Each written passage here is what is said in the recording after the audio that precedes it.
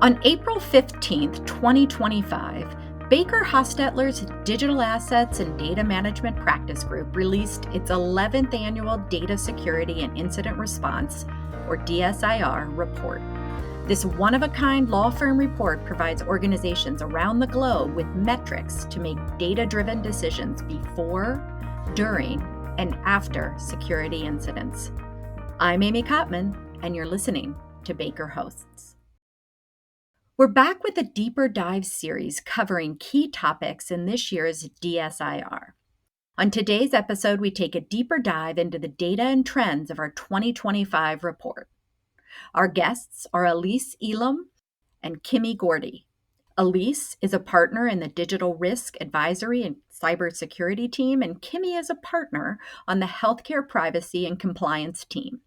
Both Elise and Kimmy served on the report's editorial team. Welcome to the show, Elise and Kimmy. Thanks. It's great to be here. Thanks. We're excited. Elise, I'd like to begin with you. Let's talk about the specific types of incidents discussed in the report. What was the most prevalent incident that you found? Last year, the most common type of incident that we handled for our clients was network intrusion incidents. They represented 47% of the over 1,250 matters that we worked on. And what's really interesting is that the percentage of matters with ransomware deployed and theft of data occurring in an incident actually swap places compared to the prior year. So these things aren't mutually exclusive. We often have both deployment of ransomware alongside data theft. But we're seeing a trend where that dynamic is swapping. So in 2023, nearly 3/4 of the network intrusions we handled involved ransomware, with just over half involving theft of data. Last year in 2024, though, those swapped places, and only 60% of the network intrusions we handled involved ransomware, while 70% involved theft of data. Kimmy, what are you seeing in the healthcare industry? I think theft of data is especially prevalent in healthcare. And I think part of the reason behind that is, we do see some very sophisticated healthcare security. We know that it is, in part, it's mandated by the HIPAA security rule that you do have certain controls in place. But healthcare data tends to be more sensitive. So if a threat actor can save time by not deploying encryption, or save money on their part by not needing the additional engineering support, and they can come in and they can grab data easily, I think that proved to be a successful kind of bang for your buck model. We also saw some just interesting challenges with vendors. Everyone's well aware of the Change Healthcare incident last year. I mean, our team alone worked with 125 affected covered entities. And I think that really woke the healthcare industry up to the reliance we have on vendors.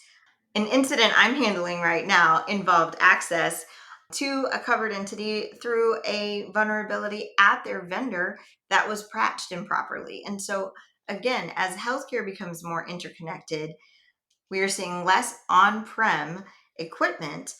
I think we're going to see more and more vendor incidents, and the numbers definitely proved that last year.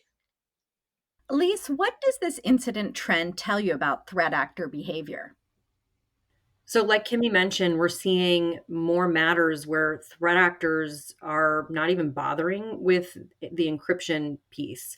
They know that companies have backups, and more sophisticated, backups that make it so the threat actors aren't going to get paid following an encryption event.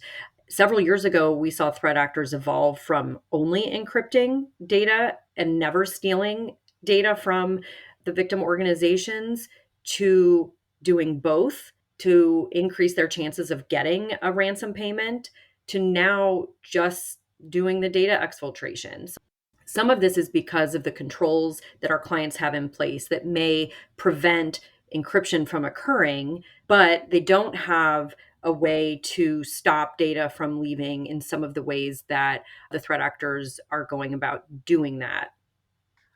We're also seeing threat actors choose different types of data to select.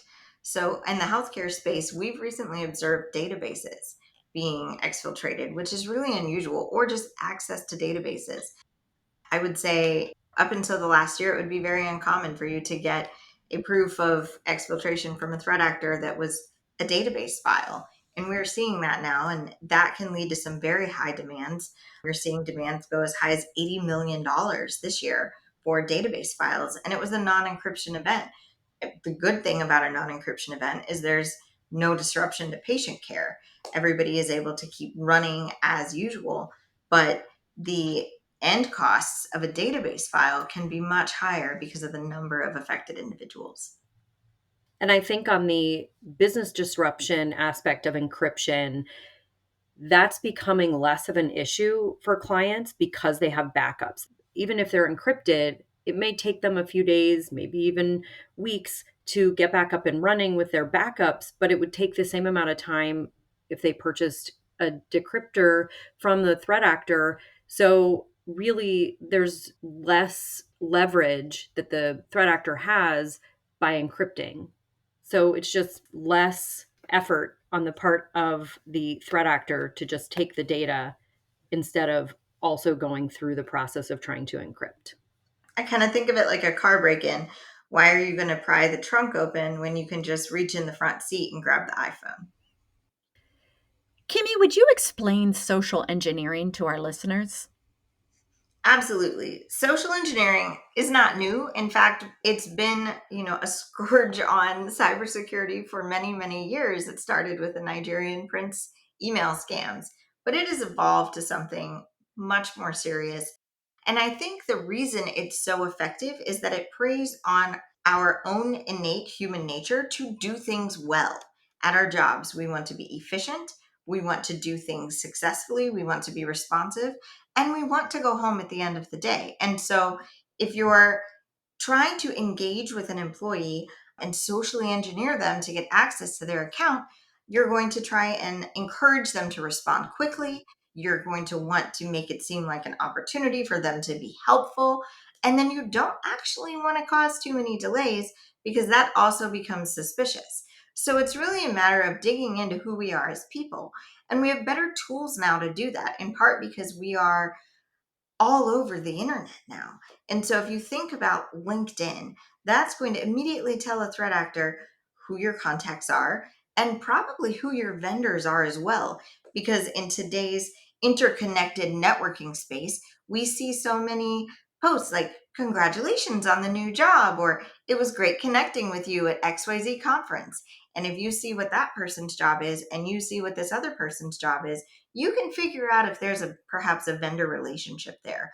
And so we a lot of times see threat actors looking at that and then trying to leverage and target the best person at an organization to socially engineer based on contacts they would expect. So it's a really different and more sophisticated approach. The other problem I think we're seeing is the help desk approach. There's currently a threat actor group right now that's targeting law firms, both big and small. We've seen casinos get targeted by help desk. And in healthcare, last year, I had several healthcare entities that experienced a help desk social engineering attack. Elise, do you want to talk us through what that help desk attack looks like? Absolutely. So it kind of can take two forms. The first is where the threat actor contacts a company's help desk, acting as an employee, asking for a change of password, saying, I'm locked out of my account. Can you change my password? And they're able to give the help desk employee, sufficient information about them, usually gleaned, like Kimmy said, from LinkedIn or from the company's website about them, to convince the help desk that they are who they say they are, and they'll change the password and then give, unwittingly, the threat actor the password and therefore access to the account. We're also seeing it where the threat actor is pretending to be someone from the company's help desk, and they're calling employees saying, hey, I'm from the help desk. We noticed an issue with your computer. I need to remotely access your device so I can figure out what's going on.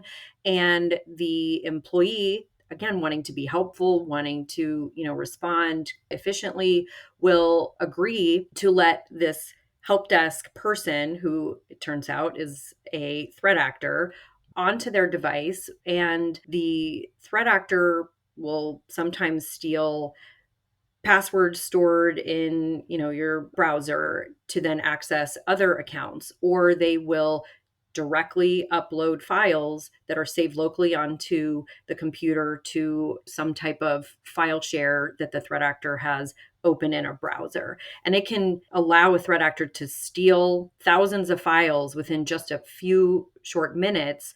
And it's fairly easy for them to do so under the radar before anybody realizes what's happened. And then once they've stolen the data, they come to the company and say, hey, we have all this data from you, pay us money, or we're going to post it to the dark web. Elise, what should businesses watch for to avoid trending threat tactics? So it's super important to make sure that you are effectively training your employees, including your help desk. If you use a third party help desk service, making sure they have protocols in place for changing passwords over the phone and similar. Obviously, MFA is a really important control to have in place, but of course, it's not perfect. Employees need to be trained on when to approve MFA prompts and not to approve them when they haven't initiated it. And then, of course, having limits on the number of MFA prompts allowed within a certain time frame so that what we call MFA bombing isn't possible. That's where a threat actor will just try to get into the account over and over and over and over again, really, many times in quick succession. And an employee will just get fed up with all the prompts that they're getting on their phone and will approve it, letting the threat actor in. I've certainly seen the MFA bombing happen in healthcare quite a bit. And when it starts happening to provider accounts, a lot of times they're not thinking about, is this an attack the same way somebody with our security focused mindset might? So, one of the things that I've seen clients start doing, and I think is really, really smart, is begin to incorporate social engineering into their regular penetration testing. So, every year, if you are doing a type of penetration testing, add a social engineering component, but ratchet it up a little bit so that the tester is actually calling the call center.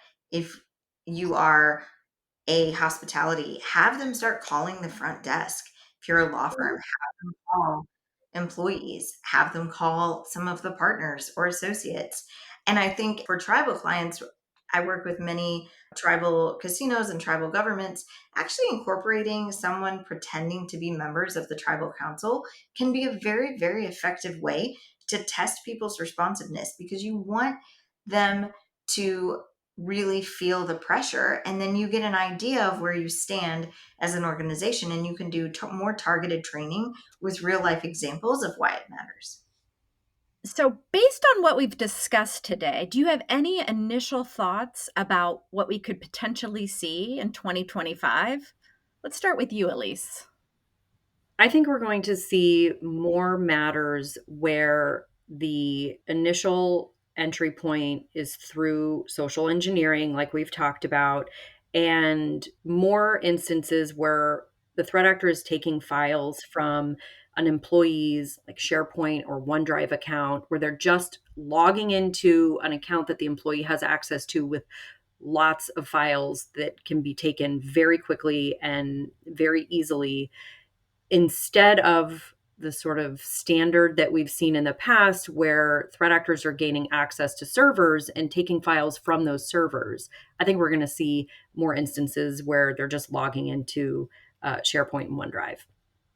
Yep, I would agree with that. And I think what we've already seen in 2025 is significantly higher ransom demands, at least on the healthcare side. So, like I mentioned, the $80 million, I've already seen several multi-million dollar demands as well on my matters. And so I think that's going to continue. And unfortunately, wire fraud is just not slowing down. Just last week, I had two clients experience wire fraud in the millions, and most of that was driven by social engineering. So it's going to continue to be a huge pain point, I think, in 2025 until we find different ways to increase alertness. Thanks so much for joining us today, Kimmy and Elise. Thank you for having us. Yeah, it was great to talk to you today. If you have any questions for Elise or Kimmy, their contact information is in the show notes. As always, thanks for listening to Baker Hosts. Comments heard on Baker Hosts are for informational purposes and should not be construed as legal advice regarding any specific facts or circumstances. Listeners should not act upon the information provided on Baker Hosts without first consulting with a lawyer directly. The opinions expressed on Baker Host are those of participants appearing on the program and do not necessarily reflect those of the firm. For more information about our practices and experience, please visit bakerlaw.com.